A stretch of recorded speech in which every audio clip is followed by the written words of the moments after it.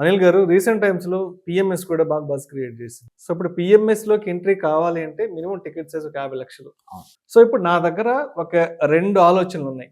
ఒకటి పీఎంఎస్ లేదంటే రూ. 50,00,000 పెట్టి ఒక ఫ్లాట్ కొనాలా? సో, ఒక 50,00,000 చేతిలో ఉన్నాయనుకుంటే పీఎంఎస్ వైపు వెళ్ళడం బెటర్ అంటారా? లేదంటే అది వద్దనుకొని అదే రూ. 50,00,000తో మనం ఉన్న డిస్ట్రిక్ట్ హెడ్ క్వార్టర్స్‌లో ఒక 50,00,000 పెట్టి ఒక 2 బీహెచ్‌కేనో, ఒక 3 బీహెచ్‌కేనో కొనుక్కోవడం బెటర్ అంటారా? సో, ఇందులో వన్ ఇంపార్టెంట్ అజంప్షన్ ఏంటంటే, ఈ కొనే ఫ్లాట్ సెకండ్ ఇన్వెస్ట్‌మెంట్. అంటే నాకు ఉండడానికి కాదు. ఉండే ఇల్లుని ఎప్పుడు కూడా ఇన్వెస్ట్‌మెంట్ లాగా చూడొద్దు. ఎవరైనా సరే ఎంత ఫైనాన్షియల్ అడ్వైజర్ అయినా సరే నా వైపు నుంచి లాజిక్ మాత్రం ఫస్ట్ హౌస్ ఓన్ హౌస్‌లో ఉన్న అంటే ఆ సైకలాజికల్‌గా కానియండి, ఎమోషనల్‌గా కనెక్ట్ ఉంది కదా! అది ఇన్వెస్ట్‌మెంట్ తప్పదు. బట్ ఎవరైతే సెకండ్ చాలా మంది ఈ సెకండ్ ఫ్లాట్ కొంటా ఉంటారు. అలాంటి వాళ్ళకు మాత్రం పీఎంఎస్ బెటరా, ఇది బెటరా మాత్రం మనం కంపేర్ చేద్దాం. So, now that it is cleared. ఇప్పుడు ఏంటంటే ఒక ఫ్లాట్ కొంటాం మనం 50,00,000 కొందాం అనుకుందాం సేమ్. కొంటే మీరు టైర్ 2 గానీ ఈవెన్ హైదరాబాద్ లాంటి సిటీస్‌లో కూడా ఎట్లాంటి ఖర్చులు వస్తాయి. సో, అక్కడ కూడా మీకు ప్రాపర్టీ ట్యాక్స్ ఉంటుంది.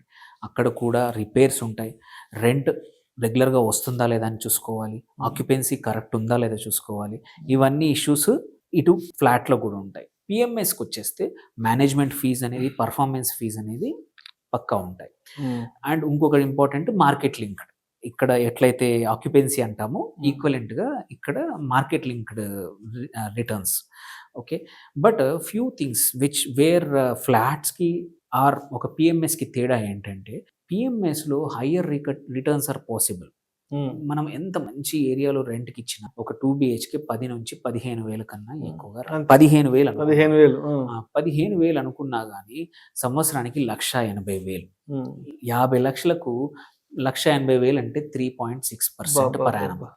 అంటే 5% కూడా రిటర్న్ రావడం అనేది ఒక అంటే అద్భుతమే జనరల్‌గా. వేరాజ్ పీఎంఎస్‌లో ఈవెన్ ఒక conservative PMS large cap oriented గానీ హైబ్రిడ్ అయితే నేను యూజువల్లీ సజెస్ట్ చేయను. దానికన్నా mutual fund better. But equity పెడితే మాత్రం లార్జ్ క్యాప్ పెట్టినా కానీ నీకు ఈజీగా 18-22% వర్స్ట్ కేస్ సినారియోలో పాసిబుల్.